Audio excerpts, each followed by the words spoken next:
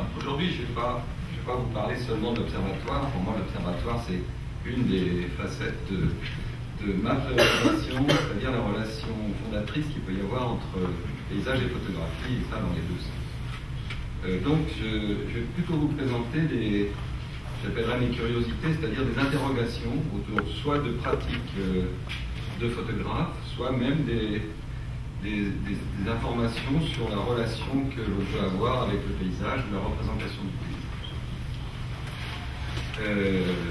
Donc je vais commencer par quelque chose qui m'avait intrigué. J'étais un peu occupé d'une exposition à la Cité des Sciences sur le cerveau, et j'avais vu la présentation de travaux sur l'héminégligence. L'héminégligence, c'est la non-perception de la moitié de l'espace chez des gens qui ont eu un problème cérébral.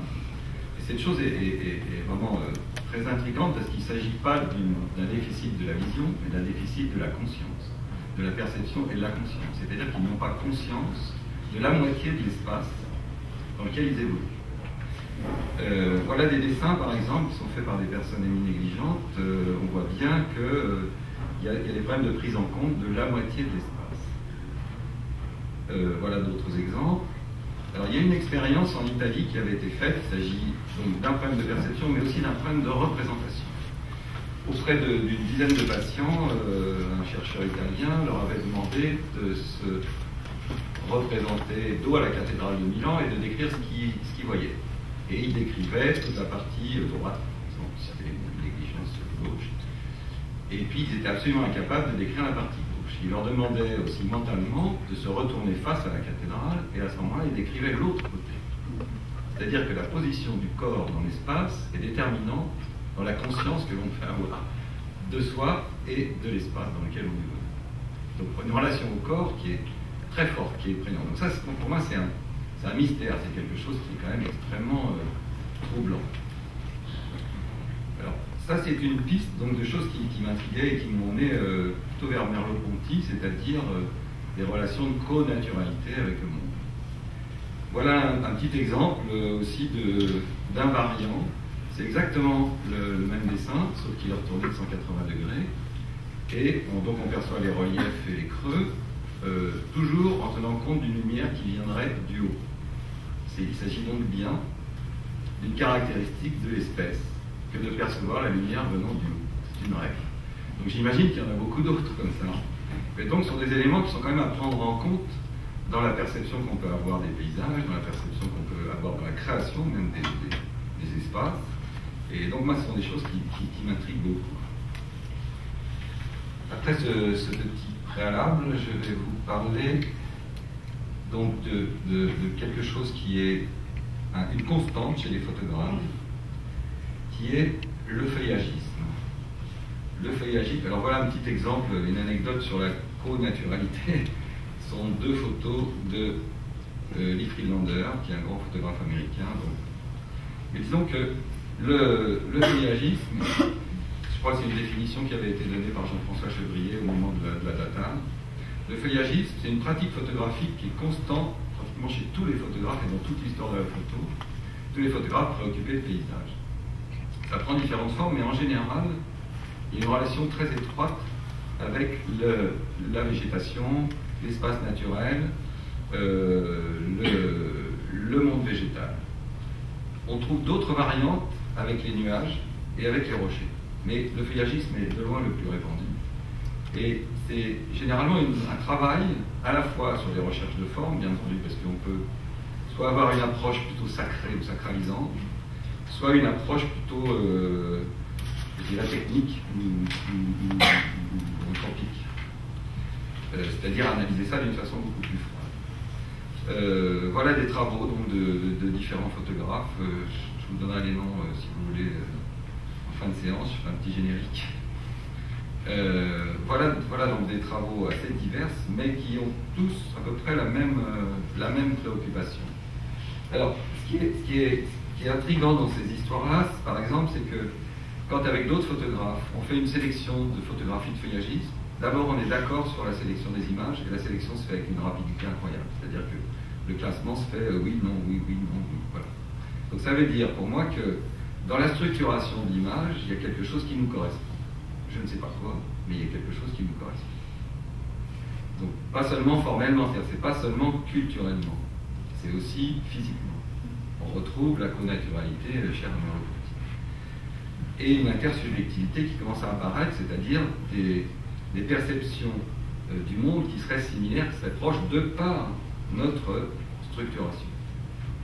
C'est pas seulement, c'est-à-dire c'est un mélange, vraisemblablement de beaucoup de culturels, mais aussi des invariants, des choses qui sont de notre constitution. C'est-à-dire que ça veut dire aussi que ça laisse entrevoir des pistes quant à l'accessibilité à la compréhension du subjectif. En matière de paysage ou même d'architecture, on se retranche souvent derrière la subjectivité, c'est-à-dire que la subjectivité est inaccessible, les goûts et les couleurs, ça ne se discute pas, etc. En fait, là, on peut discuter des choses, on peut commencer à en parler. Bien entendu, toutes ces pratiques-là émergent sans lien direct, c'est-à-dire qu'il n'y a pas de lien culturel obligatoire. Ce sont des pratiques constantes. Voilà un travail, ça prend toutes les formes, c'est un travail d'un photographe qui s'appelle Paul Denolander, qui s'est intéressé aux herbiers anciens.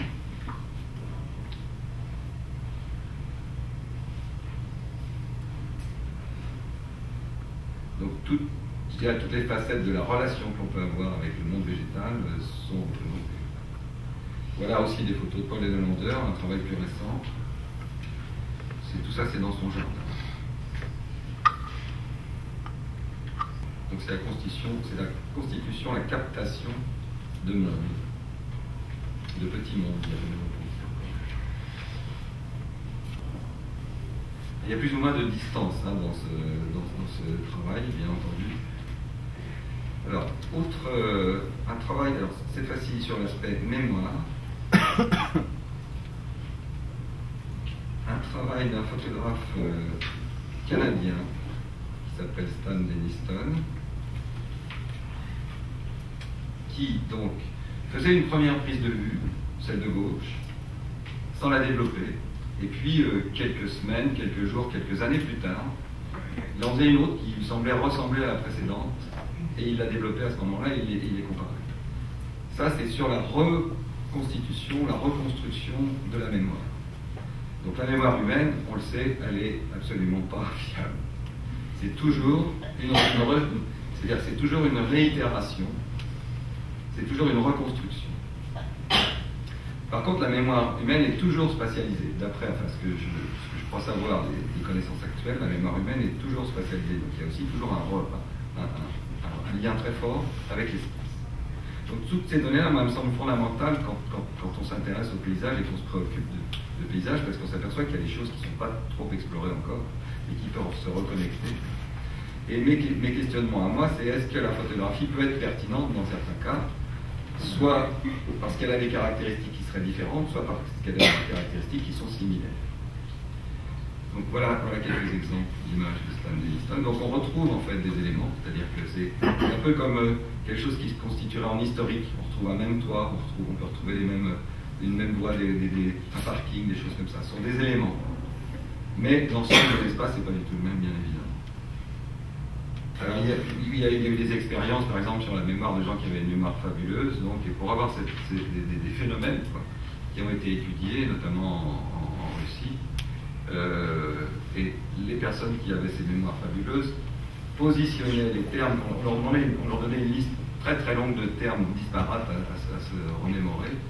Ils les retrouvaient très facilement parce qu'ils positionnaient chacun des termes quelque part dans l'espace. En l'occurrence, ils s'appuyaient sur la ville de Moscou et ils posaient des... Et de temps en temps, il faut faire des erreurs parce qu'ils avaient posé par exemple un œuf contre un mur qui avait la même couleur que l'œuf, donc ils le retrouvaient.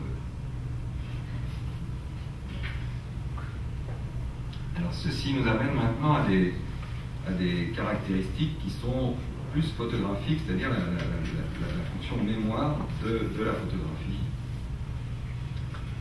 qui elle est méchamment puissante dans ce domaine. Voilà, vous parliez de Alain Blondel et Laurence Huillet-Jaume, donc les photographes sur la banlieue. Donc voilà 3 vues de Bobigny, je crois. Une première, une seconde dans les années 70. Enfin, la carte postale est des environs de 1900, un peu après 1900, 1970 et 1992. Donc là, on n'a aucun élément intermédiaire. Si on n'a pas les éléments intermédiaires, on n'a aucune possibilité de retrouver le... Alors, il y a une autre fonction complémentaire qui a été aussi exploitée par l'observateur et qui est une des très grandes caractéristiques de la photographie. C'est la captation d'indices. C'est-à-dire que voilà une image des services de restauration des terrains de montagne faite en 1900 à peu près, 1890, 1900, dans la Drôme. Et voilà une photo faite 100 ans plus tard. Donc, voilà, un village entièrement disparu. Et on en a retrouvé plusieurs exemples dans cette région. Alors, on voit tous les détails. On peut s'apercevoir, par exemple, que c'était le jour du linge, qu'il y en a un petit peu partout.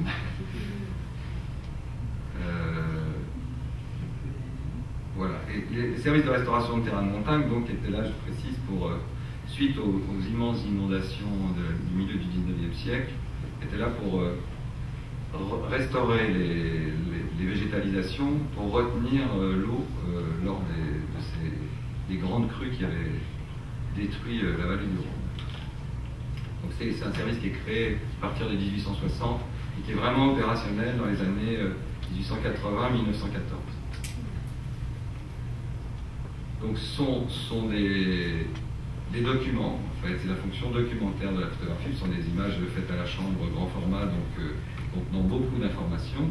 Évidemment, ce phénomène spectaculaire de la disparition du village, c'est un aspect, mais il y a aussi beaucoup de petits éléments, on va le voir sur une autre image, qui peuvent nous donner des indications sur les transformations et les mécanismes de ces transformations. Ça, c'est l'observateur. Alors, autre fonction de la photographie, c'est la classification, l'inventaire. C'est aussi un travail de mémoire, d'une certaine manière, mais c'est aussi un morcellement du monde. Là, on commence à voir apparaître des approches du monde qui sont quand même assez caractéristiques d'une préoccupation. Là, c'est du placement. Voilà les photos d'Adjet, par exemple, qui sont assez intéressantes. Donc, sur les parcs de Versailles, Saint-Cloud et Sceaux. Et Adjet utilisait ces images pour vendre comme motif à des peintres, à des sculpteurs. Donc il s'est arrangé toujours pour qu'il y ait de la statuaire, du végétal.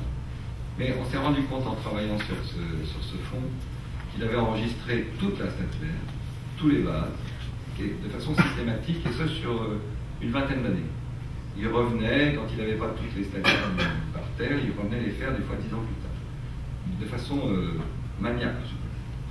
Et autre caractéristique de ces parcs de nôtres, c'est qu'il n'y a aucune vue générale qui sont produites par Adjet. C'est toujours des vues particulières. Ce sont toujours des vues particulières. Et que de temps en temps, on peut apercevoir en arrière-plan. Autre caractéristique aussi, ce sont des jardins symétriques. Et jamais Adjet se mettra dans la symétrie de ces. Il se décalera toujours par rapport à la symétrie. Parce que c'est son regard. Son regard est toujours un regard, disons, avec une certaine dynamique en se mettant sur le côté. Donc son regard est plus puissant que la fonction documentaire qu'il est en train de servir. Voilà donc tous les vases, mais systématiquement, tous les vases ont été enregistrés. Les escaliers. Voilà, alors voilà quelques vues qu'on peut rapiller de temps en temps, mais elles sont... c'est fortuit.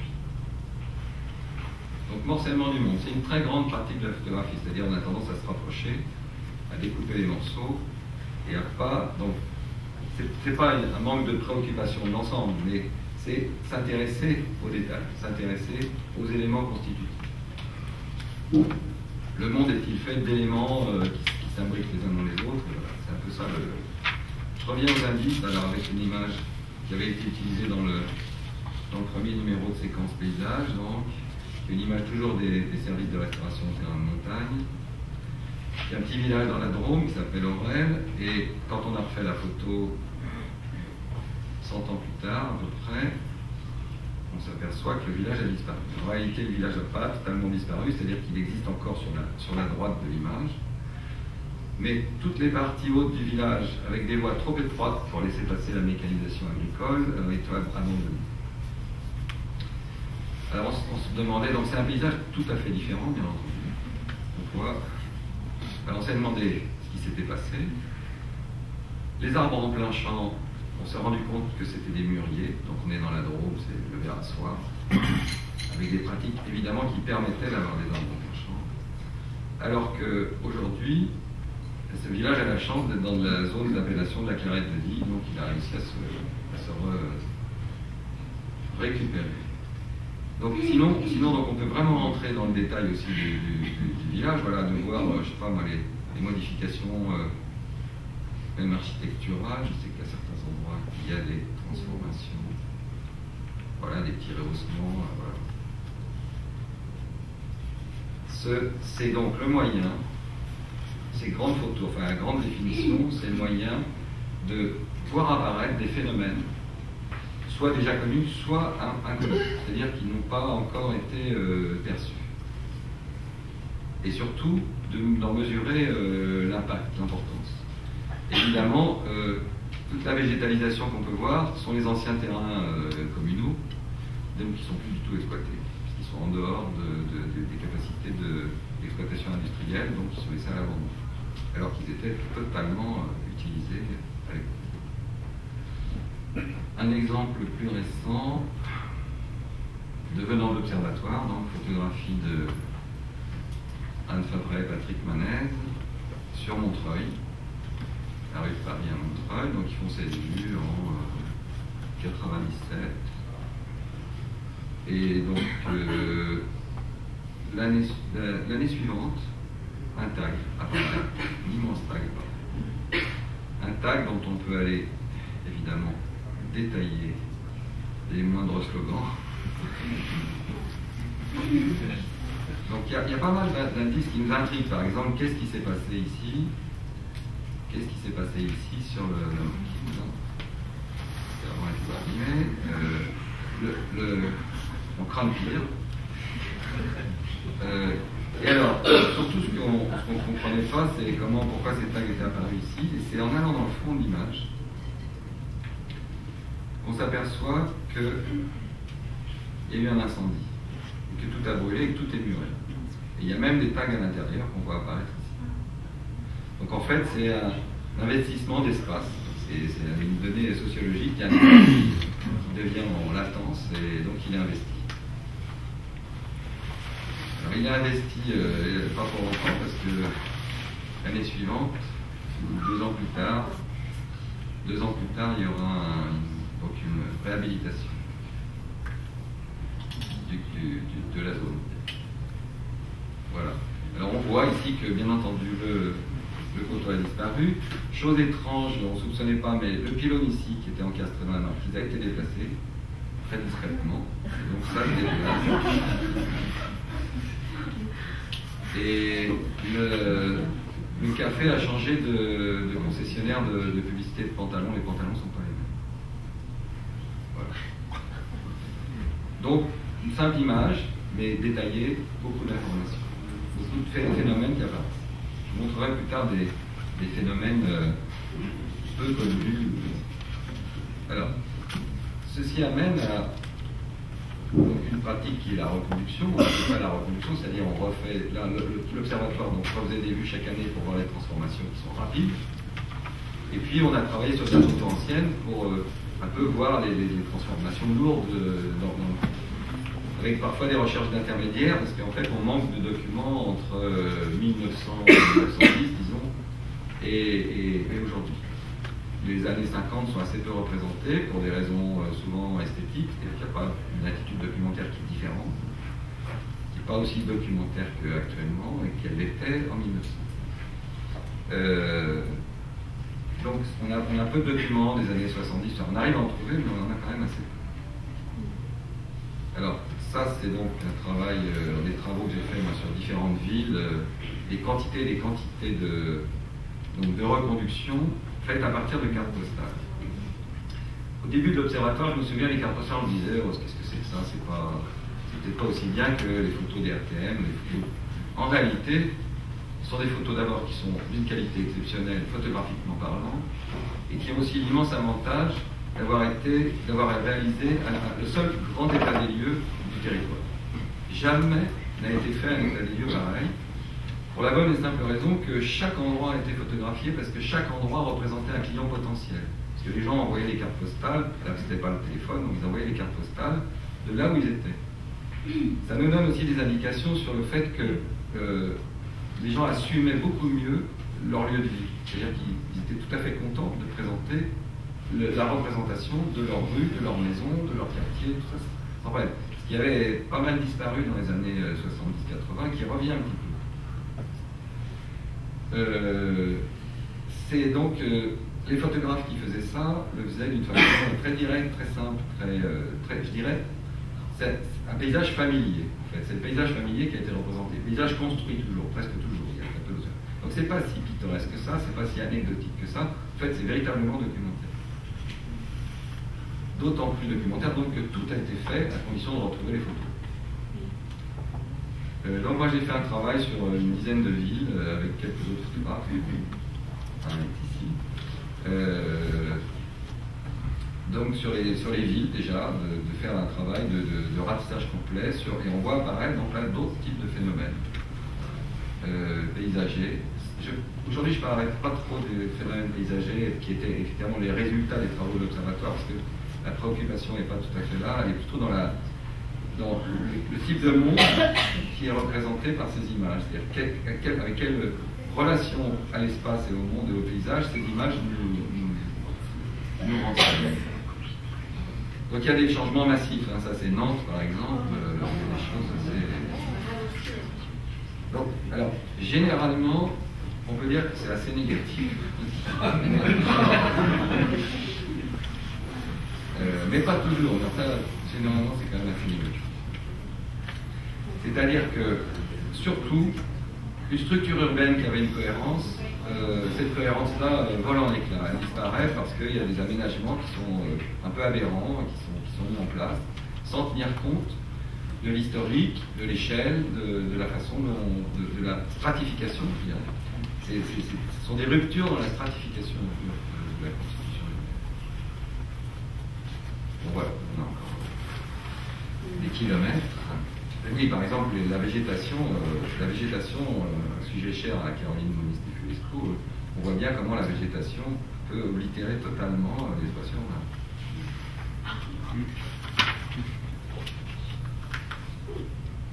Bon, et ça, c'est les tramways aussi. Moi, les tramways, donc ça c'est à Nice par exemple.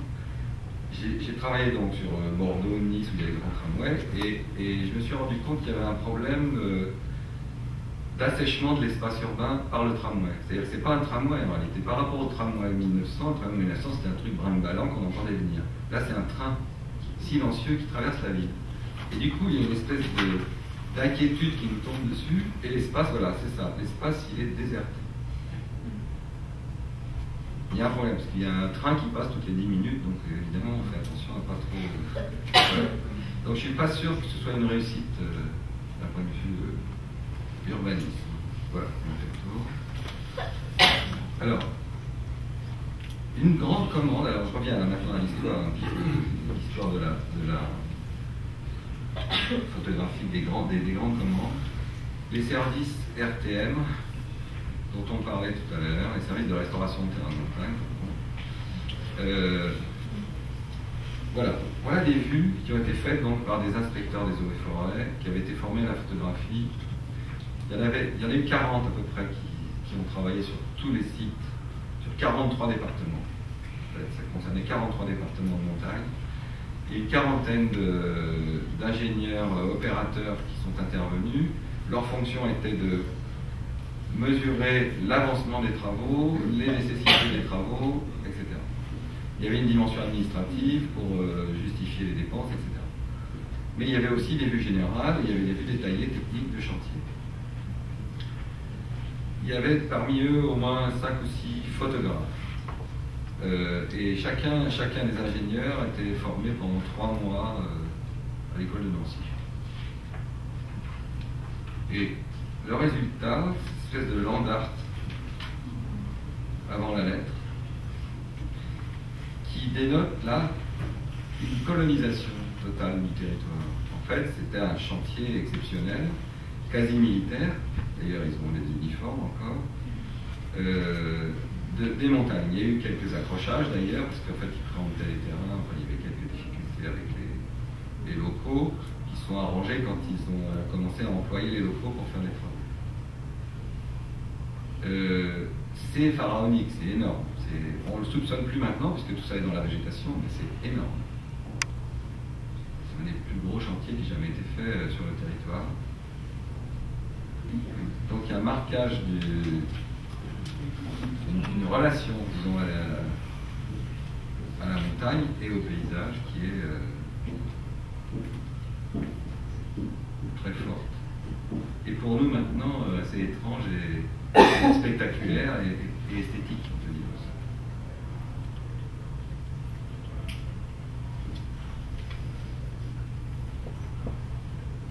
Voilà une reconduction. Alors, ce sont les premiers à avoir fait des reconductions pour ces mêmes endroits pour montrer l'évolution des travaux. Ils refaisaient des vues tous les 5-8 ans.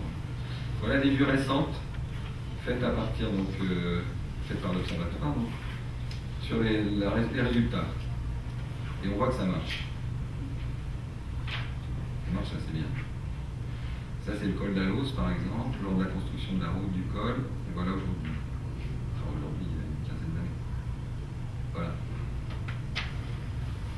Donc, une relation spécifique au paysage. Est-ce qu'il s'agit de paysage pour... Je pense que oui, parce qu'il y a pas mal de vues générales, les vues qu'on a vues du village tout à l'heure. Ce sont des vues générales de bassin. Et sur d'assez belles photos. Et moi, je me suis longtemps interrogé sur pourquoi cette qualité picturale. Et je pense tout simplement que c'est des gens qui avaient une formation picturale. Ils ont eu une formation picturale. C'était une espèce d'élite de l'époque. Et donc, ils faisaient de la photo, ils étaient chimistes, ils touchaient à tout. Et donc, je pense que ils avaient une culture du paysage. D'où des vues de montagne, des vues de village et tout ça, encore assez classiques. Des choses qu'on ferait moins aujourd'hui, je pense, mais qui sont d'une qualité documentaire évidemment exceptionnelle. Alors, un autre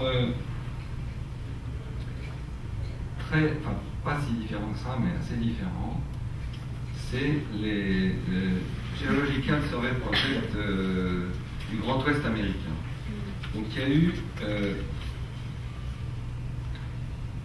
y a eu des grandes expéditions photographiques avant que les territoires du Grand Ouest américain soient annoncés, donc un peu avant et un peu après la guerre de sécession. Et paradoxalement, les prétextes étaient géologiques. C'était des photos géologiques qui étaient faites. Et il y a un photographe dans les années 80, donc un peu avant, quelques années avant l'observatoire, qui a mis en œuvre la reconduction pour voir les transformations de ces grands paysages. La caractéristique, c'est qu'il s'agit d'un paysage naturel, enfin, largement naturel. C'est-à-dire que la relation américaine au territoire et au paysage est tout à fait différente de la nôtre. On le verra chez les photographes contemporains, que les photographes américains ont une attitude, je dirais, plus militante par rapport à la destruction de paysages naturels, ou supposés être, alors que nous, on a une relation plutôt d'affect et familière par rapport à des paysages ordinaires, ou je dirais familiers, de tous les jours. Et c'est pas du tout la même chose. C'est-à-dire qu'il y a eu des ambiguïtés sur les images qui étaient produites, par exemple pour l'observatoire ou par la data. Qu'est-ce que c'est que ces non-paysages? Ce ne sont pas de non-paysages, ce sont nos paysages actuels. Et en plus, on s'y trouve. Enfin, on s'y trouve pas forcément toujours très bien. En tout cas, on les intègre, on est fait de ces paysages. Et donc, on a vraiment de l'affect pour ces paysages. Ce n'est pas le cas des Américains. C'est une généralité. Il y a des Américains qui, évidemment, ont de l'affect pour certains paysages. Tout ça, c'est une grande tendance. Ce sont deux grandes tendances, avec des cas particuliers, évidemment, qui se croisent. Mais disons que c'est une notion qui est très importante, parce que la relation plus écologique des Américains s'explique par le fait que leur territoire est naturel et qu'il n'est pas une stratification patrimoniale comme le nôtre. C'est-à-dire que nous, il est constitué de plein de choses qui se sont accumulées. Et ça, on l'intègre assez bien, et finalement, s'il y a d'autres choses qui s'accumulent, on l'intègre assez bien. On n'est pas... Moi, j'ai un certain intérêt, aussi bien pour les vieilles ruines que les pavillons des années 50 et même les pavillons des années 70, ou 80, même aujourd'hui. Pour moi, ça devient des motifs d'intérêt, d'interrogation. Donc voilà quelques vues. Alors, ce sont des reproductions. Donc, les commandes étaient faites par des photographes, des grands photographes américains. Et donc Mark Lett et son équipe sont partis refaire des vues dans les début des années 80. Voilà. Et on voit bien les préoccupations et je dirais un peu sacrées de ce territoire.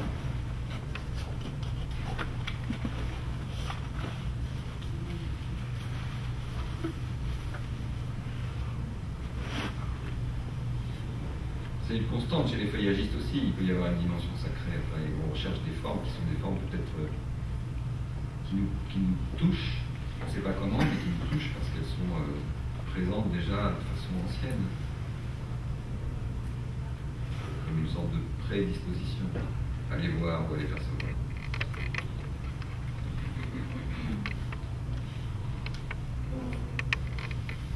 Alors la data revient au milieu des années 80. Et donc c'est donc le paysage en France des années 80, c'est ça l'objectif. Les préoccupations quand même de la commande entre guillemets étaient de laisser relativement libre les photographes du choix de leur sujet et de la façon de les aborder, et de valoriser la dimension artistique de ces photographes, de la photographie, je dirais, plutôt que des photographes. Il s'agissait de faire entrer une photographie de paysage, l'entraîner vers le monde de l'art. Ça c'est une évidence de cette commande, c'est des caractéristiques. C'est François Hersky qui en était le directeur artistique, qui tirait vers ça. Et donc, d'où une sorte de panachage assez représentatif de la photo française et, disons, européenne, limitrophe, allemand, anglais et belge et italien de cette époque.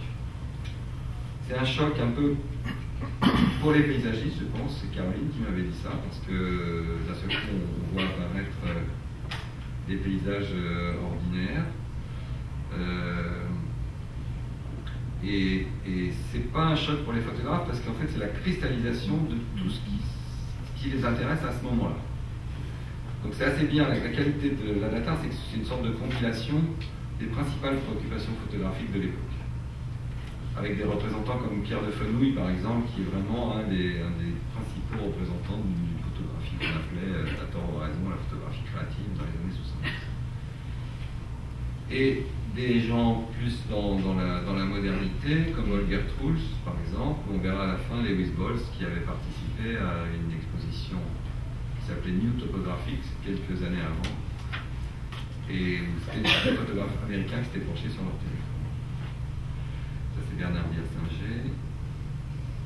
Donc, une photographie à tendance documentaire, mais pas seulement parce que comme je restais avec cette idée qu'il y avait eu une sorte de révolution data par rapport à la perception qu'on pouvait avoir du paysage français, je suis allé rechercher les images évidemment pour les présenter, pour dire voilà, et j'en ai pas trouvé beaucoup en fait.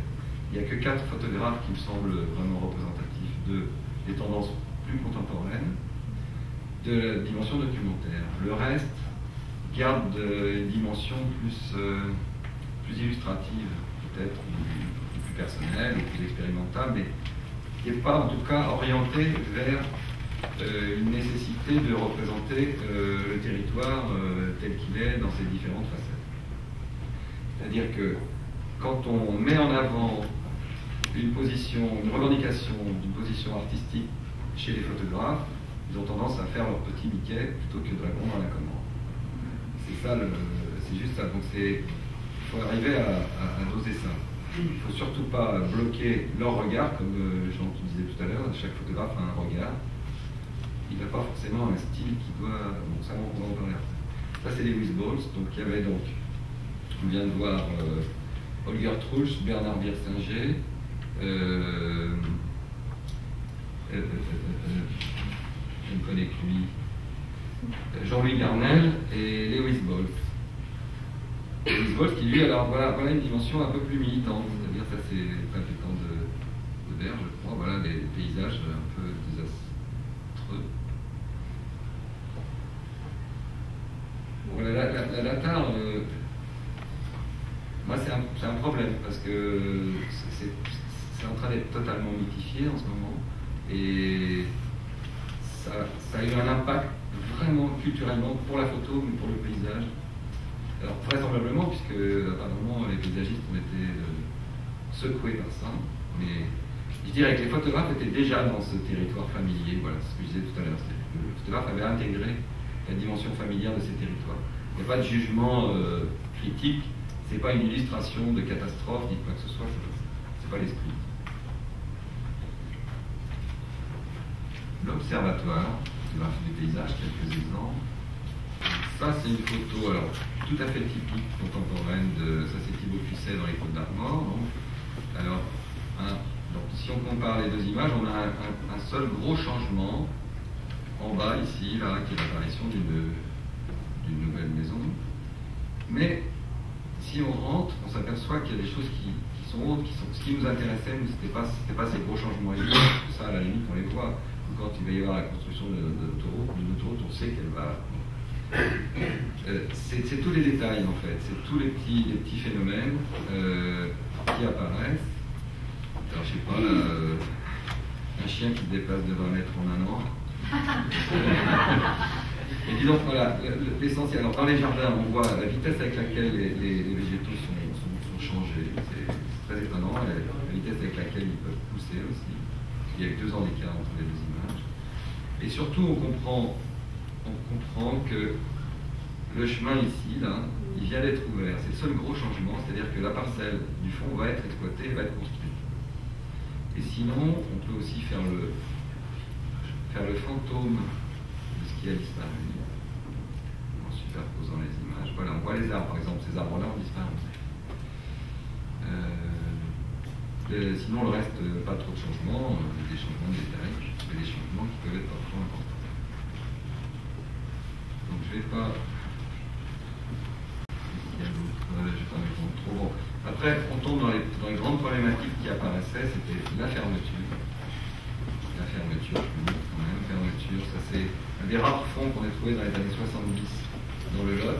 Donc, une image qui date de 72 et une image aujourd'hui. Donc un bocage qui commençait déjà à disparaître et qui disparaît complètement, donc c'est que des choses comme ça. Ça c'est dans les grandes lignes, mais moi je trouve qu'on ne fait pas assez attention, et c'est toutes les limites, disons, de la non-poursuite scientifique du travail de l'observatoire, c'est de ne pas avoir mis en place les outils d'analyse fin des images, parce qu'elles contiennent toutes les infos dont on a besoin pour voir ce qui se passe dans le détail, dans les tendances et tout ça, et de faire des statistiques, des choses comme ça. Et personne ne le fait. Localement, chaque site de l'observatoire essaye plus ou moins de le faire, c'est-à-dire les partenaires locaux, le ministère, c'est Silence Radio depuis 1999. Alors, grande question maintenant entre, vous parliez d'auteurs, d'artistes, photographes sur l'observatoire, et c'est une grande question. Il veut bien. Voilà. Alors, voilà donc Thibaut Cusset, photographe assez installé, je dirais maintenant, avec ses reconductions. C'est-à-dire que on a 3 images. Voilà la première, l'originale, plus des reconductions avec des petites variantes de lumière, des choses comme ça. Voilà. Thibaut Cusset, c'est un photographe qui revendique un style, c'est-à-dire que il choisit très précisément ses lumières, ses couleurs, donc il ne va pas photographier n'importe quoi.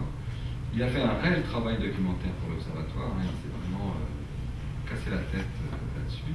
Mais disons, ses productions moins contraintes, c'est l'avantage de l'observatoire, c'est que c'est une production très, très cadrée. Dans des productions moins contraintes, il va faire que des choix de coloris, tout ça, et donc il perd sa dimension documentaire petit à petit. Pour le style, chez un photographe actuellement, c'est d'être identifié sur le marché de l'art. C'est ça le problème. On le distingue des autres. Donc, très très grande qualité photographique, Mais la reconduction, déjà, pose la question de l'original. Ce qui ne gênait pas les photographes de l'Observatoire, mais ça pose la question de l'original. C'est intéressant parce que ça le froisse un tout petit peu, et c'est pas... Moi, je trouve ça assez positif. Alors, ce qui est apparu, c'est que chaque photographe avait à peu près les mêmes contraintes, parfois des territoires qui n'étaient pas très très différents, et ils étaient tout à fait identifiables. Donc ils n'avaient pas à avoir de problème de style. Leur regard faisait qu'ils étaient tout à fait identifiables. Je pense que se poser la question de style, c'est un contresens dans ce type de commande. Voilà Gérard Dalla-Santa. Donc le type d'espace, on voit bien les types d'espaces qui sont enregistrés, qui regroupent différentes problématiques paysagères, parce qu'il y avait vraiment une dimension utilitaire dans la commande de l'Observatoire. Quasi identitaire de certains territoires, de leur transformation, de leur orientation.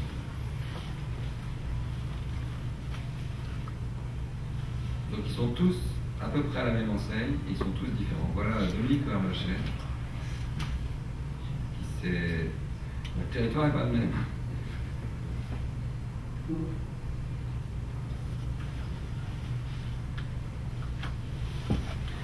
Ils viennent de l'architecture, donc ça sent un tout petit peu ces photographes d'architecture.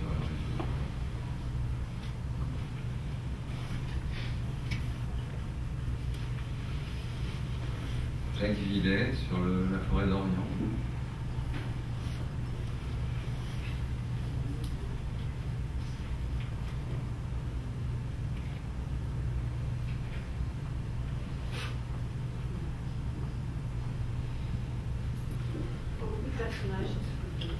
Non, mais sur les heures, oui, ça c'est une réflexion qui est fréquente. Voilà. Alors il y a deux raisons. Deux raisons. La première, c'est qu'on travaille en semaine souvent, donc il n'y a personne. Il n'y a pratiquement personne. Hein, c'est pas, on ne cherche pas. Et puis il y a parfois des personnages, s'ils sont là, ils sont là. Mais si un personnage prend trop d'importance dans l'image, il devient, il capte, et donc il gêne. Parce qu'il y a une activité, c'est un peu le... C'est un peu le... Par exemple, ce qui se passe pour l'expo de Pardon à la VM, c'est... Lui, il a fait une recherche d'événements systématiques, c'est donc terriblement anecdotique et pas du tout documentaire. En tant qu'observatoire, enfin, comme ça sert à rien du tout. C'est vraiment de la photo inutilisable. Parce qu'il est dans l'événement, parce que c'est un photographe de presse à l'origine. Il a fait un très beau travail pour l'Observatoire, c'est très documentaire.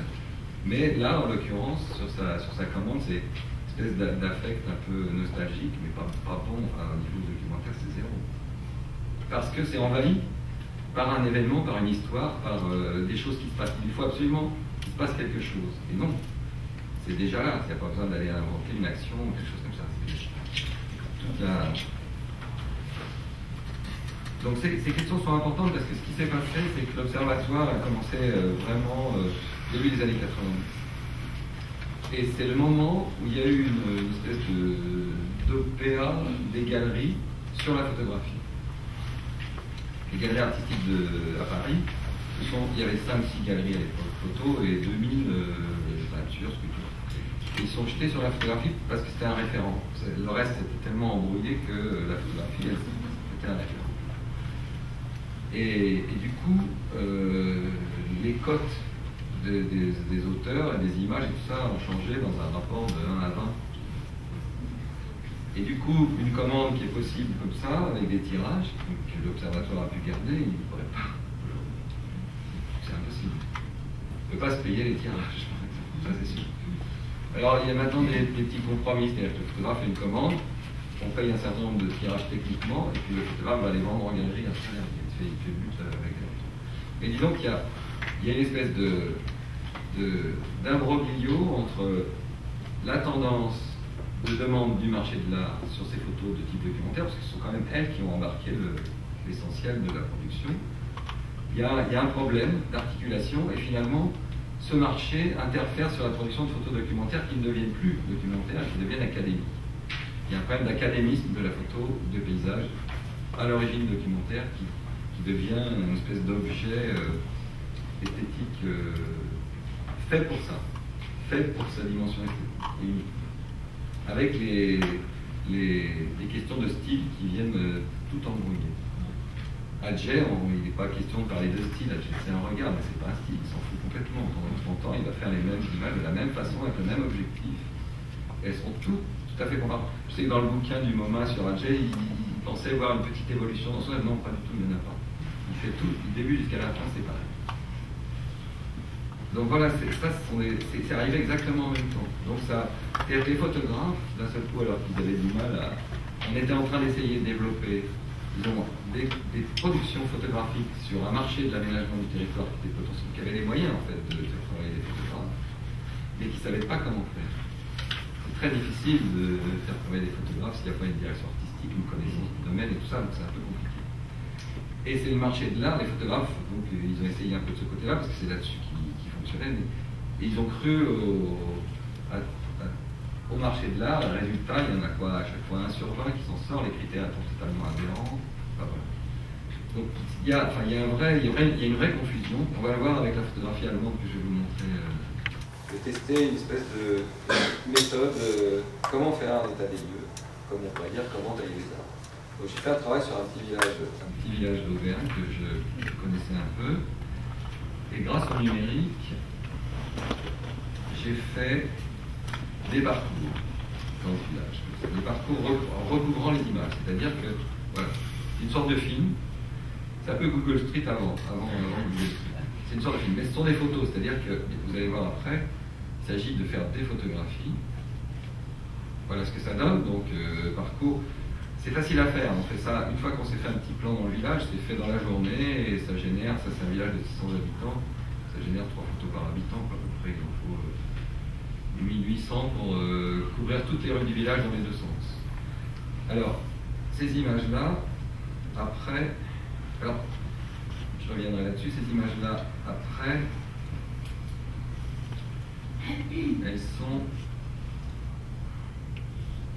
elles sont indexées. C'est-à-dire que on s'est rendu compte qu'on pouvait décrire tous les éléments constitutifs en tant que matériaux ou éléments. C'est-à-dire fenêtre en bois, fenêtre ceci, tel type d'appareillage de pierre, tel type d'enduit et tout ça. 250 termes suffisent. Donc c'est très peu, c'est très facile à décrire.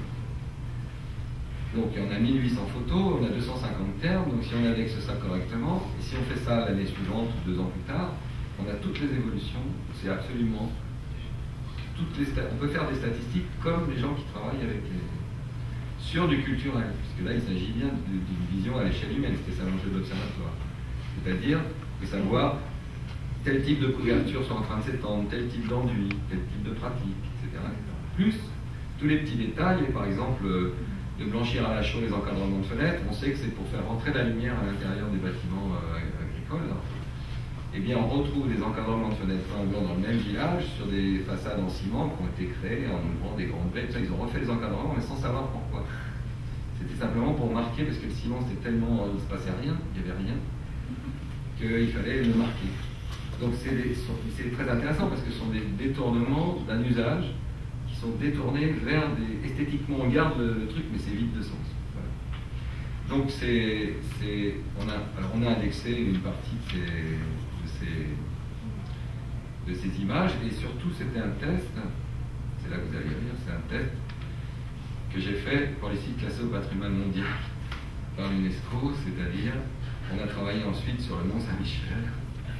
Ça c'est un village d'Auvergne perdu, et donc voilà le Mont Saint-Michel. Alors le Mont Saint-Michel avec le public bien entendu, parce que sans le public vous vouliez du monde dans les photos, je crois. Ah voilà, il y a du monde. Mais là, il y en a tellement qu'il passe inaperçu.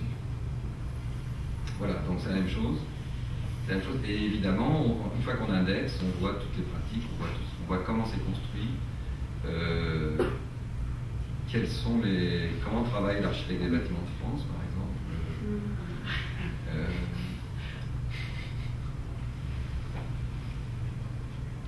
Voilà.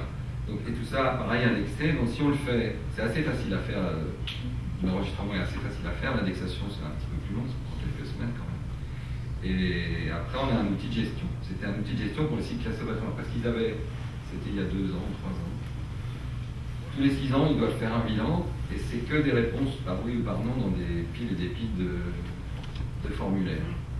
C'est un peu dommage de ne pas utiliser la photo. On voit tout, et y compris ce qu'on ne sait pas voir. Dans le village d'Augin tout à l'heure, par exemple, on a identifié, il devait y avoir 300 maisons à peu près, on a identifié ce qu'on a appelé l'ouverture dans la cuisine, je crois que je le vois sur des photos annexées là. Ça, comme les rues sont étroites et que la voiture arrive dans les années 60, il faut pouvoir la garer, parce que sinon ça passe pas. Donc il y a 45 maisons, il y a eu une ouverture comme ça dans le rez-de-chaussée, pour faire un garage. Une découpe nette, ça c'est une maison ancienne, donc quand on fait une découpe nette, il faut faire tout l'enduit, tout pas. Et les portes en général à l'époque c'était vaguement standard, donc on fait le trou qu'il faut à la dimension de la porte. Bon, il y en a 45. Et bien ça n'a aucun nom. C'est-à-dire que le CAUE n'a pas de terme pour cette pratique-là, alors qu'elle est massive dans le village. Donc voilà un phénomène dont on ne peut pas prendre en compte puisqu'il n'y a pas de. Et toutes les petites indexations ici, hein, elles permettent de passer du visuel au nominal, c'est-à-dire qu'on est obligé de nommer la chose. Et nommer la chose, ça permet de la prendre en compte. Si elle n'est pas nommée, elle n'existe pas. Alors, petit effet donc, secondaire. Si on applique à ces choses-là la reconduction, on peut faire des travaux sur l'ambiance. Voilà, c'est-à-dire toutes les ambiances avec changement de lumière. Ça, c'était fait pour montrer que si on faisait un état des lieux, il fallait le faire par temps gris parce qu'on voyait mieux. C'est-à-dire que quand il y a des ombres, on a du mal à lire.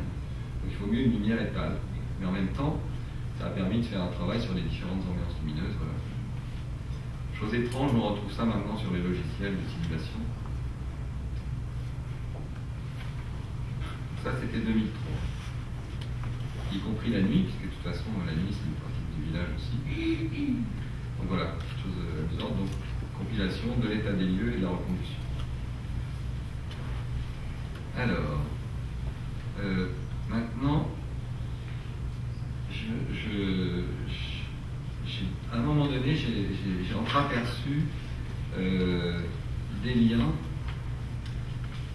entre la photo allemande et les sources de son inspiration. Ça, c'est très célèbre photographe Becher, donc qui a commencé à travailler dans les années 60, qui a constitué ces ensembles-là dans les années 70-80. Et donc, c'est l'école de Düsseldorf qui a ensuite emmené plein de photographes contemporains, la photographie allemande étant sans doute une des plus importantes actuellement. Et j'ai découvert des catalogues de trains miniatures qui représentent les éléments présentés par les Becher sur catalogue. Donc il y a une proximité. Mais surtout, le train miniature, c'est une véritable institution en Allemagne. C'est essentiellement en Allemagne, en Autriche, en Suisse, mais on en trouve en Italie, en France, en Belgique. Et c'est vraiment un phénomène culturel très très fort. Parce qu'il intègre le paysage industriel assez facilement. C'est-à-dire les arrière-plans, c'est plutôt des vues bavaroises, mais on arrive très vite dans un tissu urbain. Alors là, par exemple, ce château d'eau à droite, c'est celui qui est au milieu là, de cet ensemble-là. Et surtout, le catalogue est contemporain de la photo des Becher. C'est-à-dire qu'ils ne peuvent pas avoir ignoré ces catalogues, ils ne peuvent pas connaître cette culture du train miniature, et donc ils sont forcément inspirés par cette culture du train miniature. Et elle est logique, elle est cohérente, parce que le paysage allemand, donc, il intègre très bien cette dimension industrielle. Il y a une revendication à ce type de paysage. Donc, un imaginaire collectif du paysage qui est tout à fait différent. Nous, il est plutôt agricole. Encore une fois, ce sont des généralités. Mais il y a des grandes tendances qui sont tout à fait perceptibles dans ces pratiques. Et autre chose importante, c'est qu'un train miniature, c'est un espace qu'on emprunte comme ça, on le voit, il est délimité, c'est un microcosme. c'est un espace, c'est presque rassurant parce qu'on en voit les limites.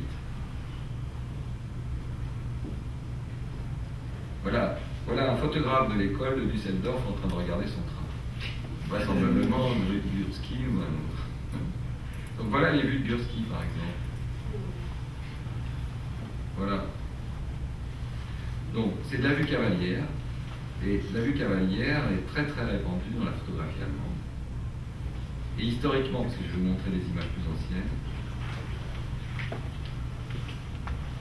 Donc ça ce sont les débuts du travail de Andreas Gursky.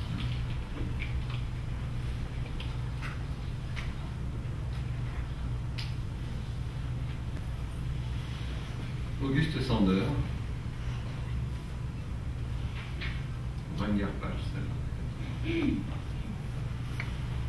Auguste Sander.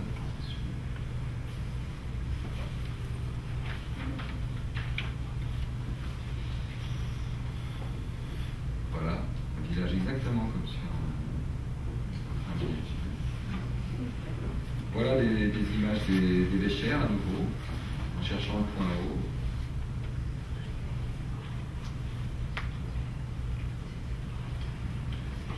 Voilà un travail qu'ils ont fait aux États-Unis sur un cimetière où avait photographié. Ça, c'est une photo de Walker Evans, donc c'est un hommage à Walker Evans, grand photographe documentaire. Donc l'influence américaine très importante sur la photo allemande et européenne sur le documentaire. Et alors, je me souvenais d'un film de Wenders qui est Alice dans les villes. Et je me suis souvenu qu'il y avait alors à la fois le paysage américain, donc c'est Walker Evans, et on renvoie à l'Amérique ce qu'elle nous a donné. Donc les mêmes éléments, mais américains, les mêmes paysages.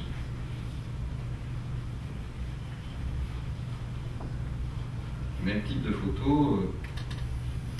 Ça fait penser aux Américains de Robert Frank, enfin toutes les influences qu'on a reçues de la photographie. Robert Frank est suisse, mais il a travaillé aux États-Unis. L'utilisation de la photographie comme élément central, on va le voir. Ensuite, retour en Allemagne à Wuppertal où il y a ce métro suspendu.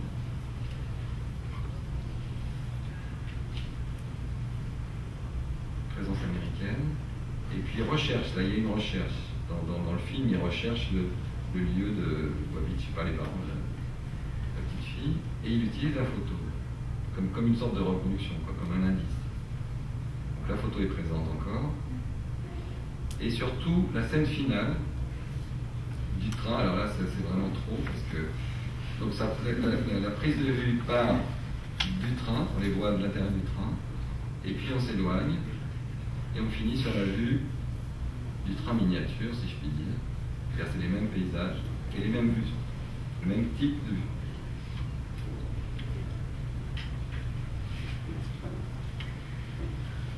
Et enfin, pour terminer, c'est lié à ce qu'on vient de voir, un phénomène photographique, encore une fois une pratique, qui s'est assez étendue, qui est apparu il y a une bonne dizaine d'années. Ça c'est extrait de catalogue allemand, suisse de train miniature, donc on est dans une espèce de simulation de la vraie vie. Voilà, et voilà une image réelle. Voilà une miniature, voilà l'image réelle. Voilà une miniature, et voilà l'image réelle d'un travail d'un photographe allemand, Mark Rader, qui a fait un travail sur ces villages américains, les villages clos en Californie et autres. Et alors là, il utilise la chambre, et il y a un artifice technique qui fait que si on bascule le plan film de la chambre, la netteté ne se trouve que sur un plan très restreint. C'est-à-dire que le haut de l'image et le bas de l'image est flou, et ça donne la même impression que si on est en macro-photographie, quand on photographie des petits objets. La profondeur de champ est très faible. Là, on la rend faible en basculant. Et voilà donc ce que ça donne. C'est-à-dire que ça se rapproche de la miniature. Alors ça, ce sont des espaces réels. Enfin, réels, c'est vite dit. Ce sont des espaces qui se veulent paysagers. Voilà. Alors, moi, ce qui m'a vraiment très intéressé dans cette apparition, c'est que c'est apparu chez différents photographes. Ça, c'est Olivier Barbieri, un photographe italien. Il y avait Patrick Messina qui faisait des choses dans l'idée aussi, mais sur des personnages surtout, pas trop sur des villes. Voilà Olivier Barbieri. Voilà Yvan Klein, qui est photographe luxembourgeois. Voilà. Ce qui m'a intrigué dans cette histoire, c'est que ça a envahi à un moment donné Paris Photo. On a vu des dizaines et des dizaines de photos comme ça en 2-3 ans. Mais surtout, quand c'est apparu à des endroits tout à fait différents et sans connexion encore une fois. C'est un peu comme le feuillagisme. Il n'y avait pas de connexion, j'ai pas trouvé de connexion. Donc il y a un phénomène ère du temps qui fait qu'il y a une préoccupation à un moment donné. Il y a une espèce, je ne sais pas pourquoi le miniature, je ne sais pas pourquoi le côté rassurant de la photo miniature peut-être, ou une référence à l'enfance, ou un monde qui est beaucoup plus facile à intégrer, à prendre en compte, parce qu'il est délimité. Et donc là, il y a un phénomène qui est très intriguant, mais surtout qui est sorti tout seul. Et ça, c'est un phénomène que je rencontre assez régulièrement en photo. Et là, il n'y a pas de connexion culturelle directe, il n'y a pas d'influence directe, ils n'ont pas lu le même journal, ni quoi que ce soit, et ça sort. Donc il y a des raisons. Ça m'intrigue beaucoup. Voilà pour mes curiosités. Je vous remercie.